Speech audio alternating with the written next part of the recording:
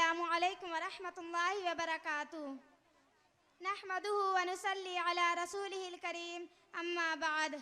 حملته امه كرها ووضعته كرها حمله وفصاله 30 شهرا ماں نے نہایت تکلیف سے بچے کو پیٹ میں رکھا اور نہایت تکلیف سے بچے کو جنا 30 مہینوں تک اس کو دودھ پلایا اور اٹھائے پھرتی رہی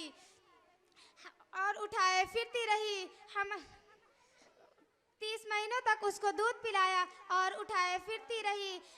بچے پر 3 دور ماں کی زندگی میں آئے ماں نے مشقتیں اٹھا کر ان تینوں ادوار میں بچے کے ساتھ خوب نبھائی حمل کی مشقتوں سے دوچار ہوئی مگر اپنے لاڈلے کے لیے سب کچھ برداشت کیا ولادت کی مشقتیں اٹھائی مگر اپنی اولاد کے لیے سب کچھ برداشت کیا 2.5-3 سال اسے اٹھائے پھرتی رہی اسے دودھ پلاتی رہی اس کے پنگھڑے ہلاتی رہی اس کے اولاد اور ناز اٹھاتی رہی سردیوں کی رات کو اٹھ کر اسے ڈھانپتی رہی اس کے پیشاب سے گیلے بچھونے پر خود سوتی رہی اور خشک بچھونا اس کے لیے بچھاتی رہی اپنے جسم کی گرمی سے اس کو آرام اور گرمی پہنچاتی رہی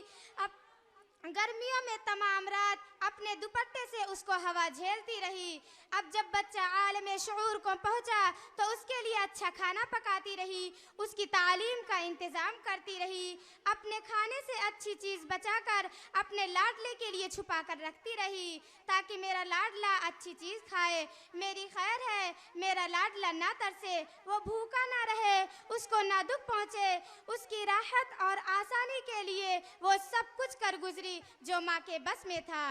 ایک طویل مدت اس کی تربیت کی اس کو پالا پوسا اس کی بلائیں لی اس پر سب کچھ وارے نیارے کر دیا اب جب اس کی جوانی آئی تو اس نے والدین کو کیا صلہ دیا یہی نا کہ بیوی کے کہنے سے ان کی بے عزتی کی ان کو گھر سے الگ کر دیا ان پر جیون تنگ کر دیا ان کا دل دکھانے کے لیے بیوی کی زبان درازیوں کو تحفظ دیا دکان سے اور دفتر سے واپس آ کر خود والدین پر ستم کے پہاڑ توڑے اس لیے اللہ تعالی نے اس آیت میں ماں کے احسانات یاد دلا کر اس کی بچپن میں مشقتیں یاد دلا کر انسان کو اس بات کا حکم دیا کہ دیکھنا والدین کے ساتھ بدتمیزی اور بدسلوکی نہ کرنا کیونکہ والدین نے بالعموم اور تیری والدہ نے بالخصوص تیرے لیے زندگی کے نہایت ہی کٹھن دور گزارے ہیں ان کا صلہ حسن سلوک رواداری محبت عزت و احترام سے دینا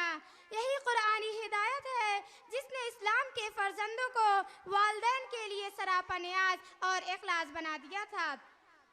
سیدہ حلیمہ سعدیہ رضی اللہ تعالی عنہا حضور صلی اللہ علیہ وسلم کی خدمت اقدس میں حاضر ہوئیں تو آپ نے اپنی چادر مبارک اتار کر سیدہ حلیمہ سعدیہ رضی اللہ تعالی عنہا کے قدموں تلے بچھا دی صحابہ کرام حیران ہوئے کہ یہ سعادت مند خاتون کون ہے جس کے قدموں تلے نبوت نے اپنی چادر بچھا دی حضرت صلی اللہ علیہ وسلم نے ارشاد فرمایا یہ سیدہ حلیمہ سعدیہ رضی اللہ تعالی عنہا ہیں جس نے حضور صلی اللہ علیہ وسلم کو دودھ پلایا تھا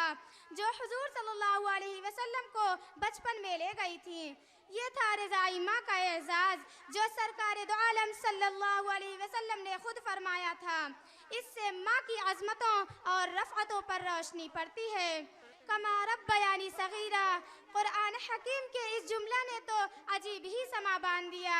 اس میں اولاد کو ان کا بچپن یاد دلایا ہے کہ دیکھو تمہارا بچپن پورے کا پورا مرہون منت ہے تمہارے والدین کا تمہیں بھوک لگتی تھی تو رحم والدین کو آتا تھا تمہیں پیاس لگتی تھی تو رحم والدین کو آتا تھا تمہیں سردی اور گرمی لگتی تھی تو رحم والدین کو آتا تھا تمہیں بیماری لاحق ہوتی تھی تو رحم والدین کو آتا تھا تمہیں کوئی دکھ تکلیف پہنچتی تھی تو رحم والدین کو آتا تھا